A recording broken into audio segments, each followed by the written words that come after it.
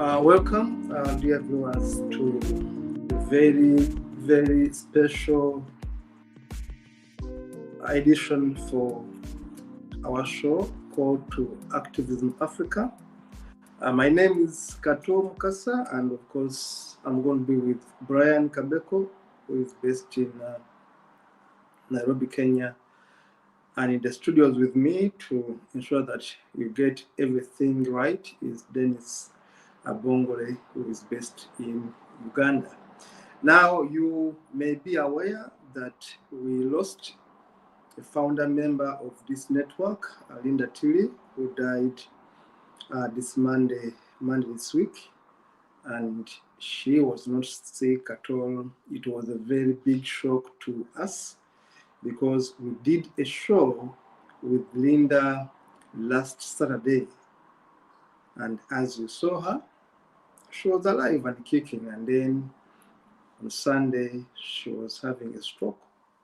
And then on Monday, she was dead. So today we are doing a very special tribute, special show in memory of our friend, colleague, Lynda Tilley. And this is the final tribute we are going to give. And of course, we shall continue doing several other in-between shows and talk about the progress we have made to remember our colleague, Lynda Tilley.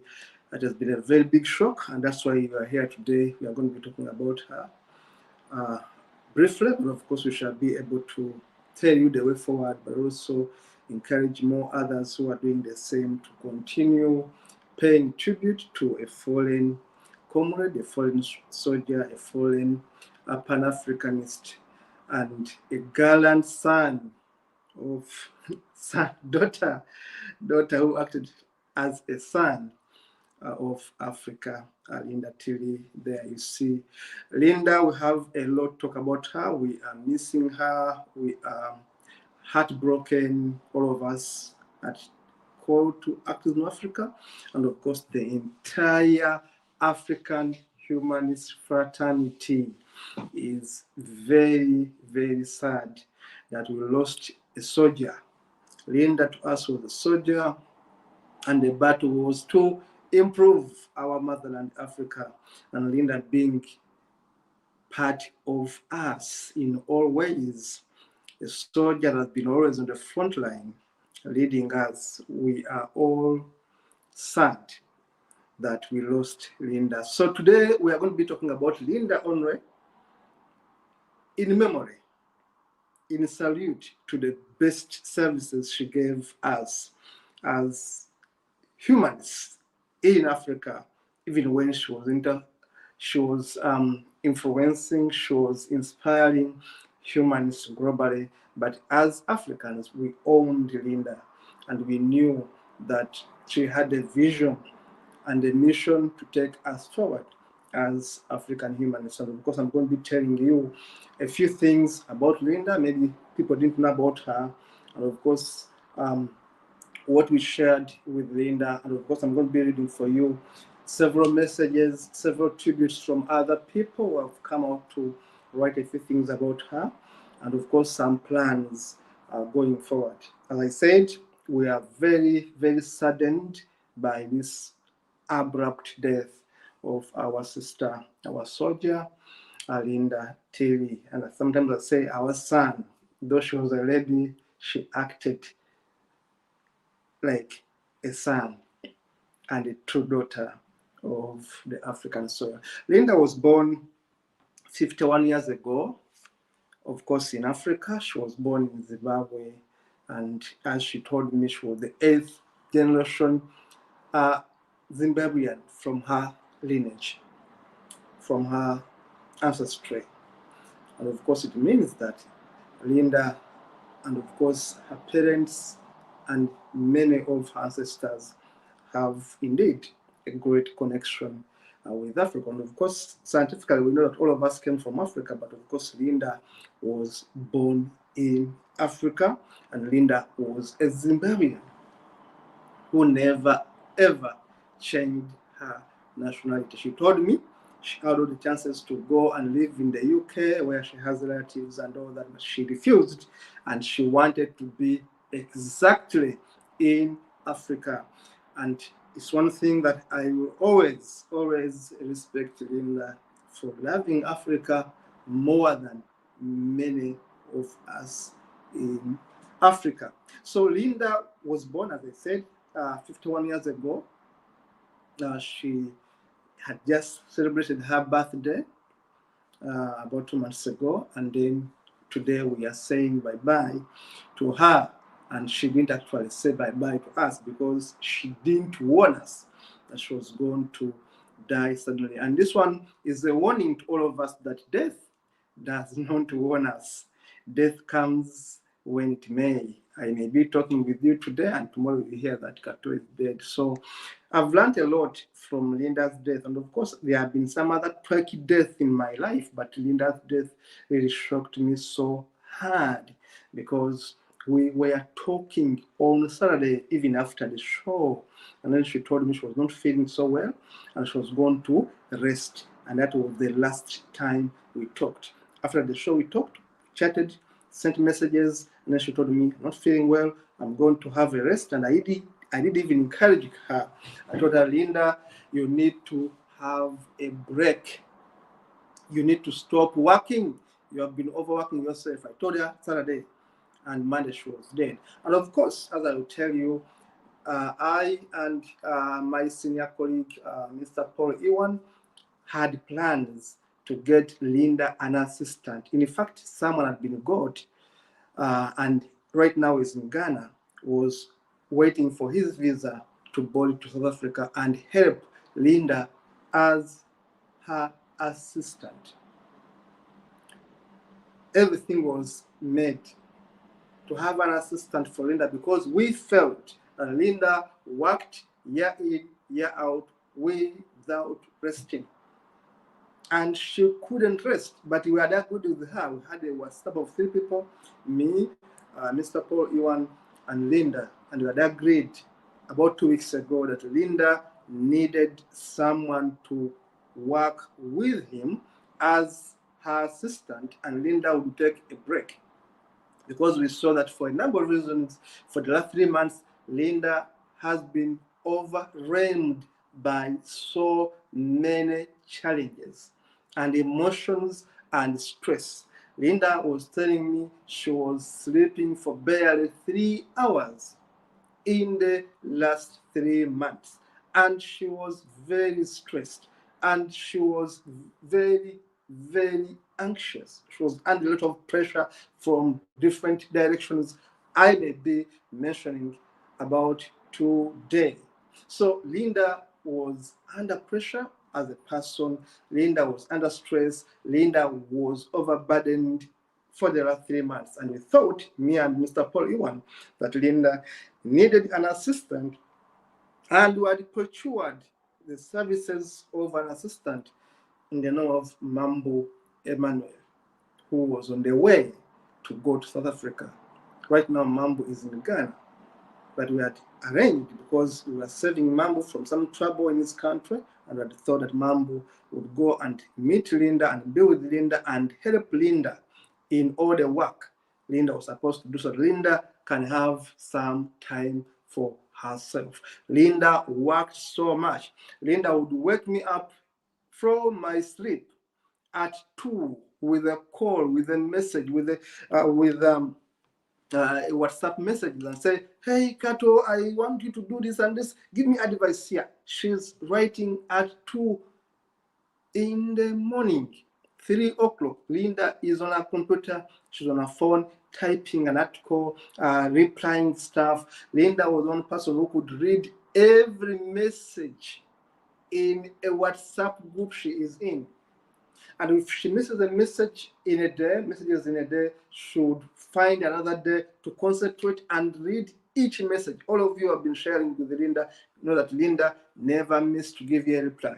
Now, even if you have posted 1,000 messages, like a group where we are, we're about 500 in our think tank, Lynda would meticulously go through all the messages and respond.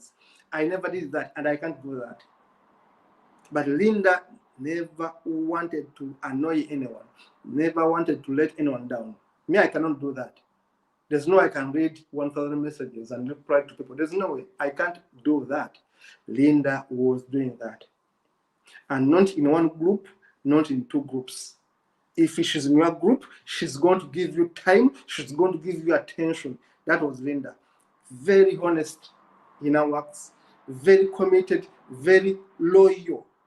Lynda was the most loyal friend I've ever had.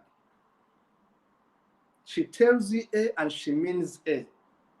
And when she thinks you're annoyed, she comes back to you and apologizes. Even when you are not even annoyed, that was Lynda. Very, very humble. If I show you the hundreds and thousands of messages I've had from Lynda since 2018, you may be surprised. And Lynda was that very honest, humble, very brilliant, very intelligent, very, very, very, very meticulous. Very, very, very, very focused to the details. Lynda would look at the minute detail of anything you tell her. You just tell her there's a problem in Uganda. It's like this. She goes and searches immediately. Then she comes back to you with lots of data. She tells you, look at this, look at this. That was Lynda. So whoever worked with Lynda know that what I'm saying is the true depiction, true description of Lynda. She's the most royal friend I've ever had. The most I've ever had. Gives you time, lots of her time, follows you up on everything. When she knows you are sick, she'll be very restless. She'll call you, send you messages. How are you? I normally have my migraines, and Lynda was all over me when she knows I'm not okay. She will check on you like 4 times a day. That was Lynda's love, really. She loved people, not only me, but all the people she cared for. That's why she was literally mad when Bala was arrested. Once she gets involved in your case, Lynda would own it, would take it over. She was the most royal, the most committed person I've ever known to a cause. Very, very disciplined, very humble, very focused to details. Lynda was honest, as I said. Lynda was committed. Lynda was the person you would count on. You would count on her word. She says, tomorrow I will help you do this, and she follows it through. That was Lynda. If she doesn't have money, to the money, she'll do whatever is necessary to get you the money you want, to do something that you have agreed to do. All of us in our team at Court Africa, Activism Africa here know, Brian knows, Dennis knows that Lynda would actually send you airtime once in a while. And there are days she will tell you, you know, Kato, I don't even have power at my house. They have cut me off. She will tell me almost everything. I have no food in the house. They have cut off my electricity today. I'm going to do this and this tomorrow. Maybe I'll be back on the connection. She tells you everything. You know, she didn't have lots of money. Lynda was never a rich person. In terms of material wealth, in terms of cash, she never had. But she had a very noble, rich heart. That was Lynda. I know Lynda would have 4 people in her house, all refugees running away from different countries, and she's the one feeding them. And she doesn't complain. For 6 months, for almost a year, she was having John. For about 7 months, she was having Abraham. All these asylum seekers from Uganda running away from Uganda's dictatorship. And she had financed their coming to her home in South Africa. She keeps them there. She doesn't complain. She looks for money, all possible avenues to feed them and make sure that they move on with their life. That was Lynda. Never complains, always committed, always loving, always smiling. Even when you see she's not feeling well, she's putting on her trademark smile. You know, that was Lynda in brief. Very loyal, very loving, very committed. Lynda was a very good writer. Those of you have been able to read her pieces. I was always amazed because someone who's good, me as a writer, you know, someone who's good, you just see them the way they post their texts on in WhatsApp. Me as a writer, I can always guess someone who is really good as a writer and someone who has to read somewhere to be able to write to you. Lynda would write for you big chunks of paragraphs, all well written, all well reasoned, well written, well researched, and just writing to you as you write to her back, because I write very fast and she was also writing too fast. But of course, as you know, some of you have been reading our messages on WhatsApp. She always used those abbreviations, symbols, emojis. She was the master of emojis and symbols and abbreviations. Very fast, but always on point. And she could talk and talk none end, but you couldn't fault her. Her thought process was so smart. Her brain was so smart. I really loved Lynda's head. I really loved Lynda's brain. What was inside her head was something very special. She would reason with you. She would reason with me for an hour. We argue back and forth until we agree on something. That was Lynda. And she would give in when you you are so strong at a point and she thinks she's losing. She would give in.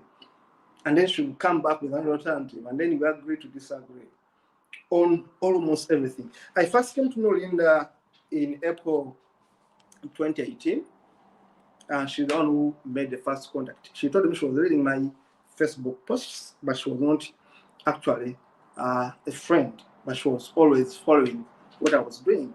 But she became interested in me when I became the first Black person to be appointed, not appointed, I was elected fully in Malta to become a board member of Humanism International. And then when I was elected, Lynda got much interest in me. So that's why she contacted me in April 2018. So it was the first time I knew Lynda existed. April 2018. And it was a call she made. And I've put it on Facebook. I've explained how I met Lynda. And she was so humble, so passionate enough tone when she was calling for the first time. Of course, usually she had been like that. Hey, Kato, my name is Lynda. I'm a Zimbabwean. I'm a Muzungu, white Zimbabwean. You don't know me, but I know you have been reading your articles and I'd like to be your friend. I would like to work with you. That's how she began. And I was like, wow, you were an atheist and you were in Zimbabwe. You were Zimbabwean. You know, I'm always excited when I hear someone is saying, I'm a Zimbabwean, I'm a Malawian. It makes me so happy. As a Ugandan, of course, because I know these are my neighbors. So when she said I'm a Zimbabwean, I was born in Zimbabwe. I was raised here in Africa. I've been in Tanzania, I've been in Kenya, I've been in Nigeria, in Zambia. I've been moving to these countries, doing activism. I was like, wait a minute, who are you? What drives you to do what you do, Lynda? And she told me, it's my passion. And I asked her, of course, as we talked for many years, where she picked her kind of motivation. She told me her father was a fighter. That's the word she used, that my father was a fighter, not with a gun, but with the brain. And her father worked, of course, as a Caucasian working among Black people. They had privileges in Zimbabwe than other workers, but her father would organize riots where they were working, and her father would go and support Africans. Of course, they are all Africans, but Black people to riot against their, I hate using the word white, but let us use it for now, against their white bosses for underpayment. And because of that, her father was hated for always betraying the white cause and side with the Black laborers. So her father was more of a trade unionist who would always fight for the rights of Black people against the oppression of their bosses that were non-Black. So because of her father's attitude towards exploitation, corruption, colonialism, imperialism, himself being white, but against oppression of Black people, Lynda picked a leaf from her father. And in fact, there are few instances that Lynda talked about her mother. I have so many audios from her, so many text messages from Lynda, hundreds. Lynda always, when it came to family, Lynda always talked about her father. She was very proud of her father. Why? Because her father was a freedom fighter. Because her father was a revolutionist, as she used to say. Because her father was a person who fought for equity, not equality, but equity, for black workers to have fair pay with their other colleagues, And it was rare in Zimbabwe of that time because, of course, Zimbabwe of that time, the Caucasians there, of course, had the power, had the wealth, and they could do everything they want at the expense of their black folks. But Lynda's father stood up and said, we must have fairness here. We must have equity. And because of that, Lynda picked that courage that when her father died, she promised her father, I'm going to do exactly what you were doing. And I'm proud that Lynda did that until her last day. Did her father's work. People don't know why Lynda was doing that. She told me herself that it was my father who inspired me to go and fight for an African cause. And she dedicated her entire life for that. Lynda was not financially okay. I should repeat that. In terms of money, Lynda never had money. Lynda never possessed assets. Never possessed assets. That you have a car, you have a house. Lynda never possessed assets. Because Lynda was not interested in material possession. Lynda was obsessed with the African dream. She told me in her own words that she wanted to see Africa united. In fact, Lynda in her talk, if you have been following some of our episodes, Lynda hated borders in Africa. She said it was an insult for Zimbabwean to get permission to go to Zambia. It was an insult for Zimbabwean to go to South Africa with an interest. It's the reason Lynda was a supporter of Soooooo, the photo you see there. That poster was made by Lynda herself. Lynda wanted an Africa where we are all united, where there are no borders. You can simply cross from Uganda to Tanzania without anyone saying, pay this. Africa is one continent, one people, and one nation. Those were words of Lynda as we see them on the screen. Lynda wanted an Africa which is united. All those screenshots are from Lynda's gallery. I picked them from Lynda's gallery to show them to you. If you go to her gallery, you are going to see all her works. Lynda fought for freedom in Uganda. Lynda was a supporter of the National Unity Platform, and she wrote so much about it.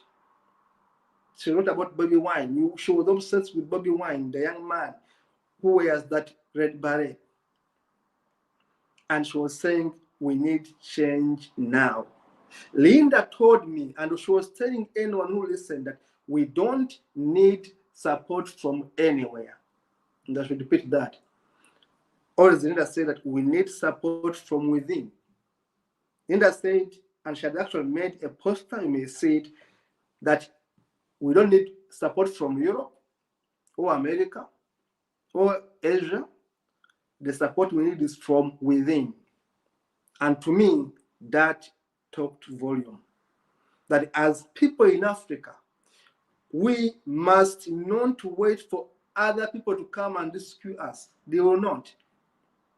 We must be our own saviors. She made a very good meme, you may see it, where she said that no one is going to liberate Africa apart from people within Africa. Zambia, you can see her post on Zambia. So Lynda was like, her view was, don't wait for Americans to come and rescue you. Don't wait for the British to come and rescue you, because they will not come. They will never come. Their governments won't come and play fair for you. That was Lynda, and I agree with her 101%. Lynda's view was, foreign governments are not interested in helping us. And I'll repeat that, she was damn right. Foreign governments are not interested in helping Africa develop. Her view was African leaders must help themselves. She used to say, don't wait for God to help you because God will not help you. Don't wait for foreign governments to help you because they want to take away from you. And she was right. If you are following her talks, Lynda used to say, what do they want from you? They want your minerals, they want your wealth. And she was right. And she was right. Lynda talked less about the positives from Europe, from America, from Asia. She talked less about their positives and more about their negatives. Ghana, you can see, those are things we have got from her gallery. Human rights abuses in Ghana. Lynda was campaigning throughout Africa. She's known throughout Africa. It's the reason why you see many people are mourning Lynda, because Lynda was the true definition of Pan-Africanism, where you don't need to look at someone's skin color, someone's education background, someone's wealth. You look at someone's ideas. Whether Caucasian, whether Asian, whether Black, as long as they're adding a block to Africa, they are welcome. That was Lynda's view, and it's my view. Lynda was like, don't look at my skin color, look at what I have to contribute to Africa. She used to say, Mama Africa. It's the reason why I wrote my book, one of my poetry books, and called it Mama Africa, because it was Lynda who said, let us call your poetry Mama Africa. And I gave that poetry book a name, Mama Africa. Africa's view that we got that name to say, Africa, tell a story, Mama Africa. Why? Lynda thought, and she was right, that the solution to get Africans out of trouble, out of poverty, out of neo-colonialism, out of imperialism, the solution is within. And I always repeat her message because I entirely agreed with her. The solution for Africa is within Africa. Europe will never help us. Asia will never help us. America will never help us. The solution, according to Lynda, and I agree, the solution for Africa lies in Africa. When I got problems and ran in exile, Lynda told me, why did you go to the UK? There was no solution for you in the UK. You would have come to South Africa. And I told her, when I was in the plane, was boarding, I said, I'm running away, because she knew my trouble. I said, why didn't you organize and come here in South Africa? There's no solution in Europe. You won't be happy there. That was her words to me. You won't be happy in Europe. And she was right. And she was right. She was like, happiness is going to be found in Africa. The solution is going to be found in Africa. And truly, I respect whatever was her view on uniting Africa against race, against tribe, against religion. That poster there was made by Lynda Tilley. Those are our works. Her works. I just went to her gallery, and Dennis, we picked everything in her gallery that was applicable for today's show, and we put it there for you. Lynda was against racism. Lynda was against tribalism. Lynda was against gender discrimination. Lynda was for against state and state region and all that. Lynda was, of course, against domination, and he said all good humans must unite. Stop allowing yourselves to be split by religion, race, tribe. You know, there was a point when last year but one, Lynda was being attacked by a group of Africans online simply because she was white. As the normal Caucasians, they don't call them white because they're not white anyway. But people were like, what are you talking about? You Muzungu, you white, you are part of the problem. And I was forced to go on that link where Lynda was being insulted, and I had to take on each person that was blaming Lynda, insulting her because of her skin color. Why? These racists in Africa, there are many black racists who think that someone who's not looking like them cannot be for them. And out of the blue, we are attacking Lynda online. Until I went and talked with these people and told them, look, this lady you're attacking, you don't know her. She has better views than you, black people. And until we know that not everyone is against us, we won't move forward. And that was Lynda's message. That's why I was always happy to have her on set, because Lynda would upset so many people. Because Lynda would speak things I feared to speak. Dennis knows that whenever we would go to our WhatsApp group of the TV station, this online TV we have, I would say, Lynda, me, I cannot speak that. And say, I know you fear. Yeah, because sometimes I'm a diplomat. I don't want to speak a few things. But Lynda would go and say them as they are. Lynda would go and decree the Queen of England. I cannot. But Lynda would always attack the Queen of England. I cannot do that. But she was attacking her on merit. Lynda was very passionate about the lost artifacts. Dennis knows how we had a very big argument in our WhatsApp group of 4 people. And she was like, we must get all our stolen artifacts from Britain. And I was saying, no, Lynda, it won't be possible, because these guys are making so much money out of them. And Lynda was saying, we must get them. They are part of our history. So Lynda was obsessed with Africa. It was something which was on her mind on a daily. And as I said, let me finish that. Lynda wanted to see a united Africa where there are no borders. She was always offended to have a visa to move within Africa. Number 2, Lynda wanted Africa with one currency, where we could have one currency, just like the dreams of Gaddafi.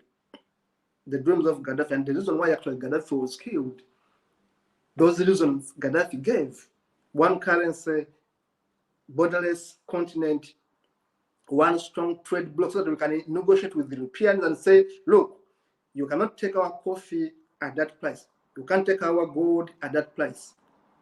Once you negotiate as one bloc, that was Lynda's view, just like Gaddafi's view. One currency, no borders, one trading bloc, where we can negotiate with Europe, with America, with Asia as one collective bloc, so that our bargaining power can increase. So Lynda knew a lot of economics in her head because she was always reading. So she wanted us to be able to negotiate as one continent, as one bloc.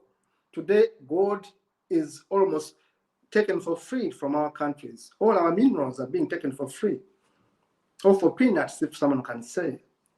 Some of you know economics, and now you know how these companies are stealing from Africa. And Lynda was always attacking these companies for stealing from Africa. She was honest, she was right. There's nothing wrong, she said. She had facts, she had statistics. She would mention companies. Lynda was mad about Pearson Company, which controls our curriculum in Africa.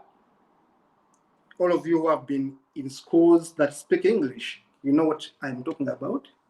That the curriculum is being controlled by certain company somewhere in the UK, and they determine what we study in Africa. They influence everything that we study in Africa. So at the extent that we don't study our own history, we study histories of other countries. We don't know where our minerals are. We don't know how to manage our minerals. We don't know how to mine our minerals, because we are being taught Mississippi, all these other stupid things you don't need to know. And things which are near you, they're not teaching them to you. So Lynda was against our education curriculum, and she was mentioning the company that is behind all the confusion in Africa. You train people the way you want to train them. You don't train them for the jobs right in front of them. You train them for an utopian kind of society, kind of world. You train them for a world that does not exist. Those were sharp views from Lynda. She was like, education culture must change. Must change. We must start teaching people in Africa what is relevant for Africans. And she was damn right. And she could always mention the company behind the confusion in Africa.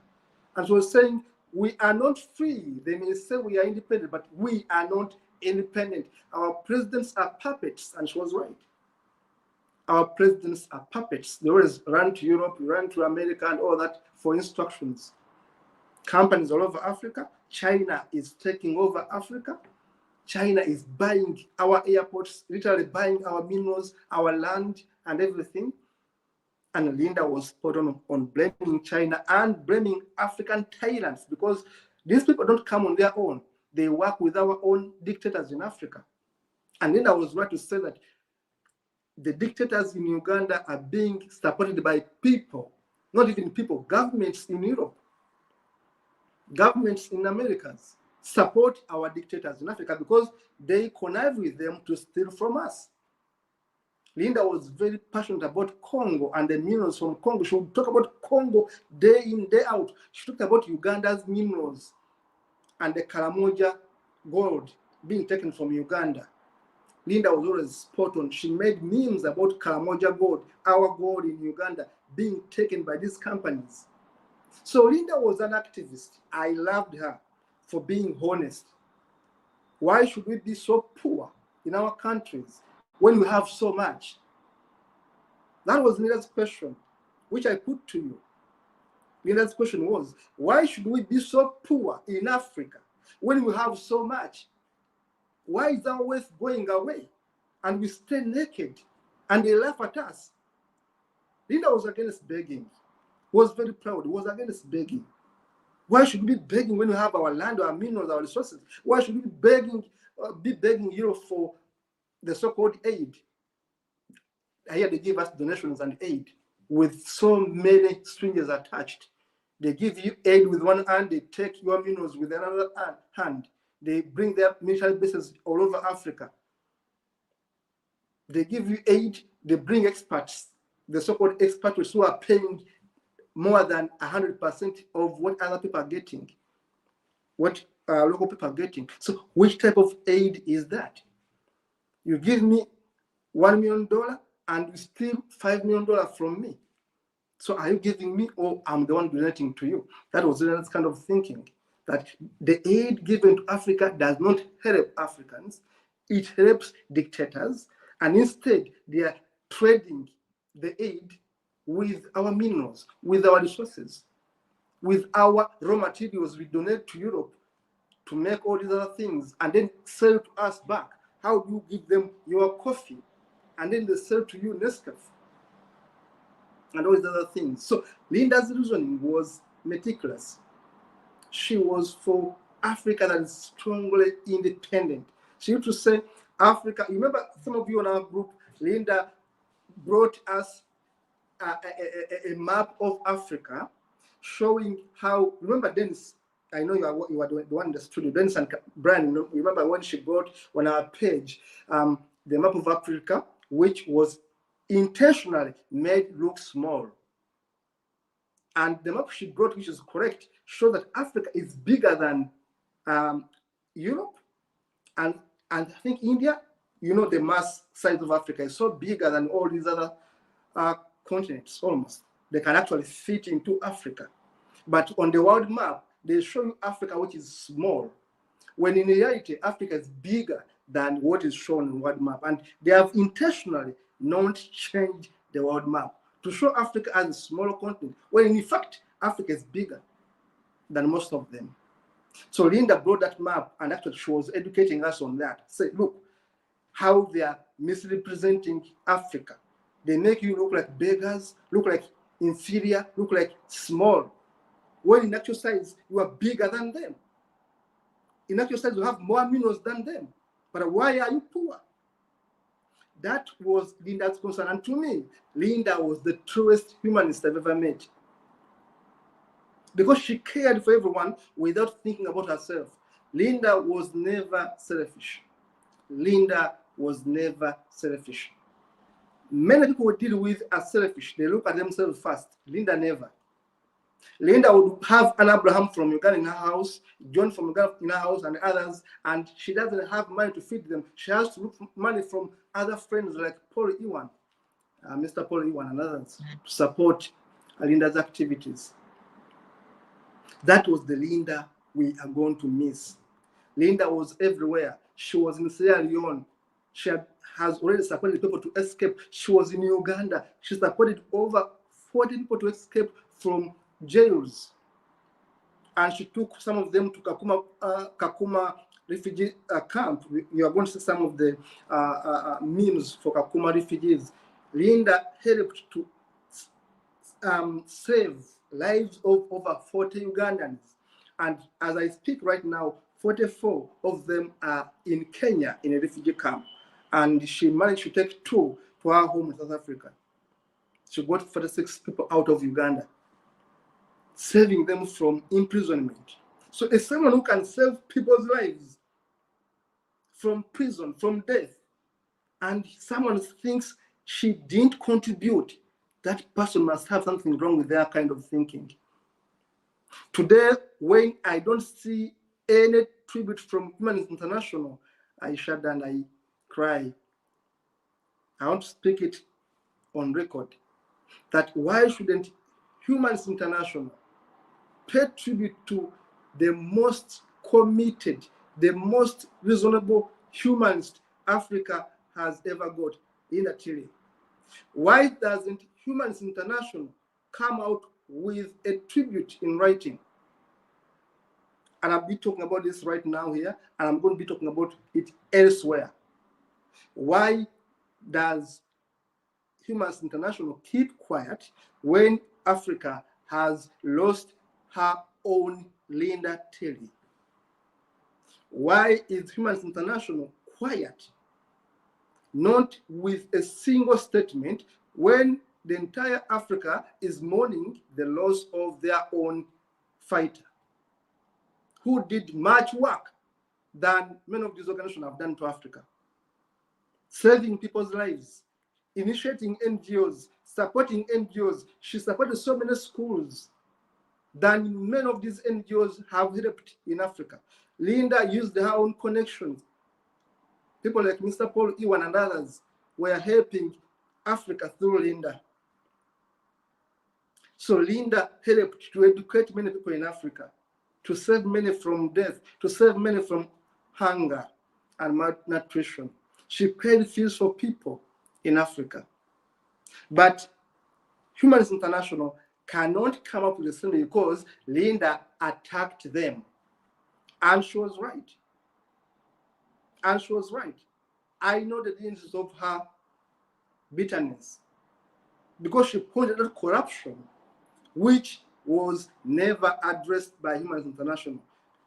Humanism International simply bury their heads in the sand like ostriches and defend themselves even where they wouldn't defend themselves. Even where they would have apologized, they defend themselves, defending corrupt African humanists because they are part of their own board. And Lynda spoke out against corruption, against misuse of funds, against recklessness of Humanism International, and Humanism International took offense. Instead of acknowledging that Lynda was awakening them that, look, something wrong was going on in Nigeria and Bala's case was being mishandled. And she produced evidence, including information from Bala himself complaining in writing. The prisoner is complaining that money is not reaching him. Lynda was sponsoring the rent of Bala's wife, was giving Bala's wife food. She has records. And she complained that why should we be accounting for monies which I have been personally spending, and we are saying we have been spending too. Who was eating this money when the money was not reaching the woman of the prisoner, the wife of the prisoner? When the money was not reaching the child of the prisoner, when the prisoner was lacking medicine and I was able to provide a doctor to take a doctor to this person in prison. Lynda was able to be there for Bala, to treat Bala, to take food for Bala, to pay so many costs for Bala. And here was Humanism International not seeing what Lynda was telling them and saying that Lynda was hateful, that Lynda was vindictive. She was not.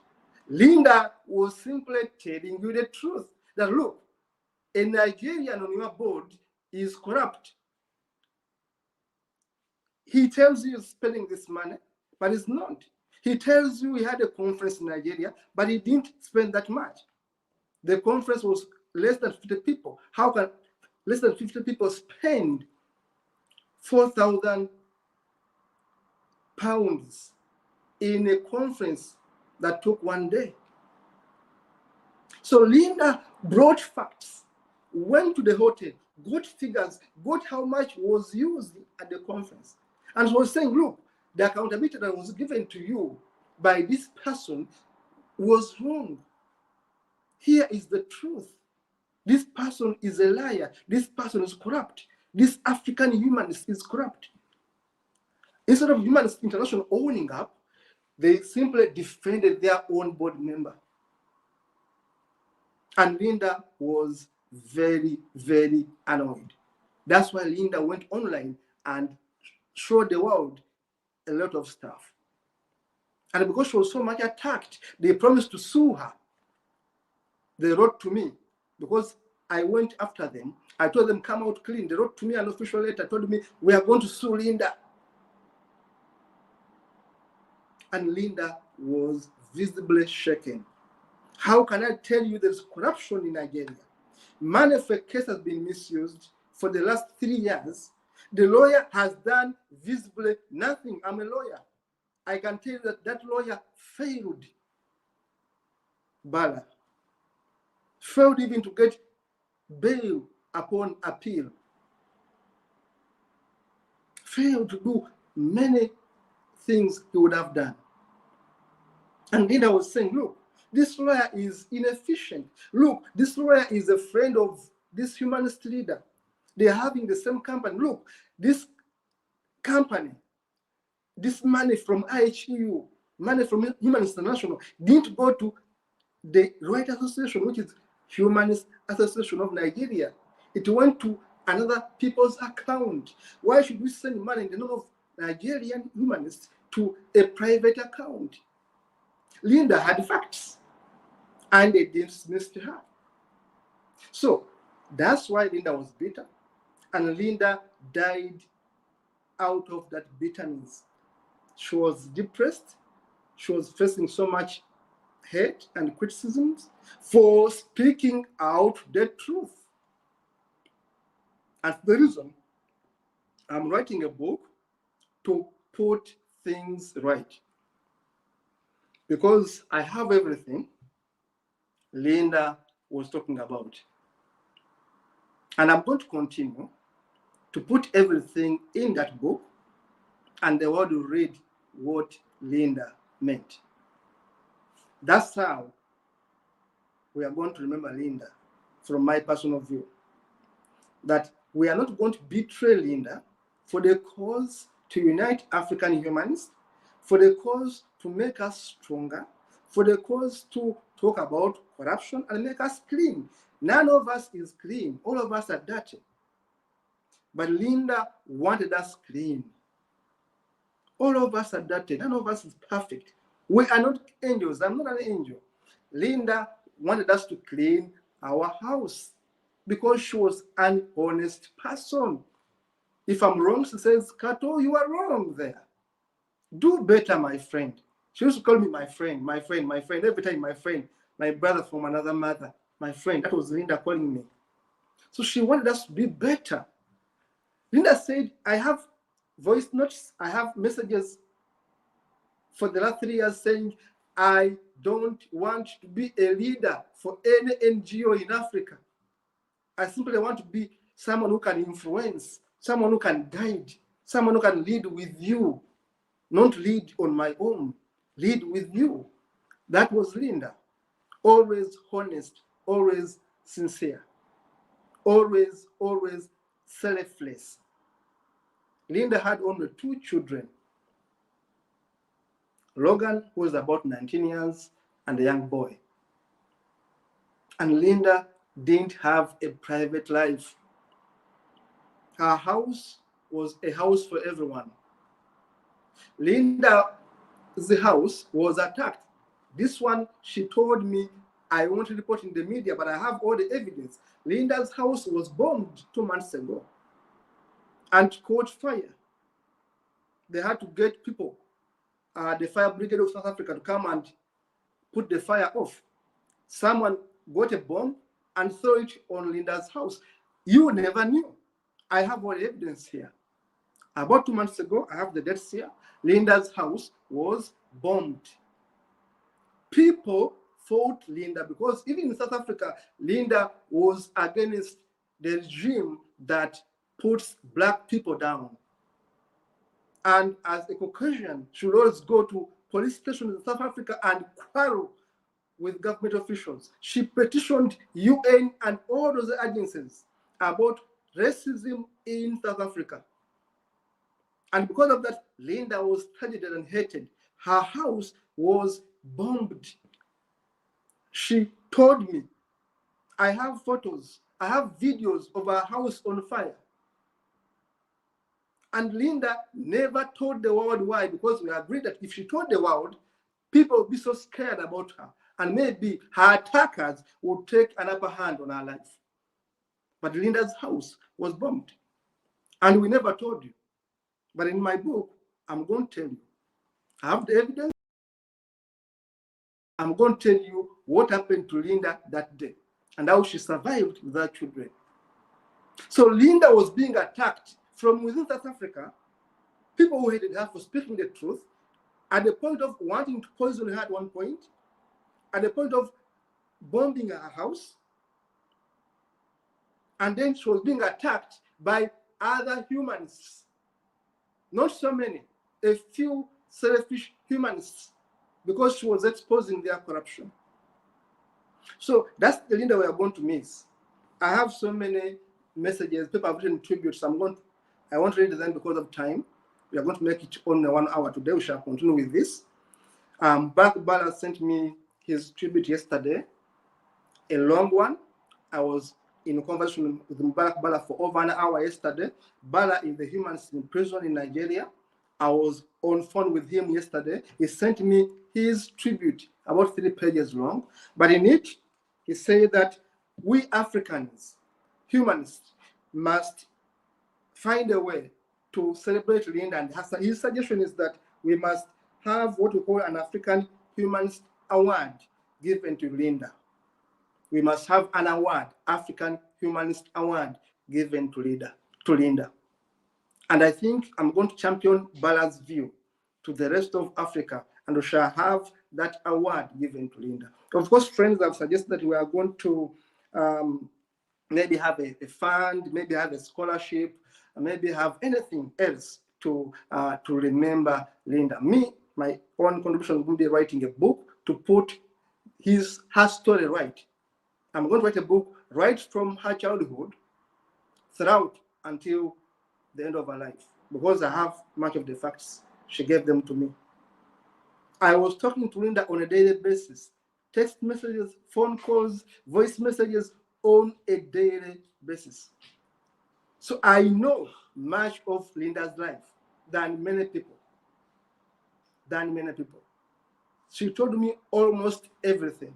So I'm going to write a book to honor her and put her record straight. I used to tell Lynda, write a book. I have messages when she was telling me, I'm going to write a book. I'm starting on my book. She never wrote that book. She never had the time.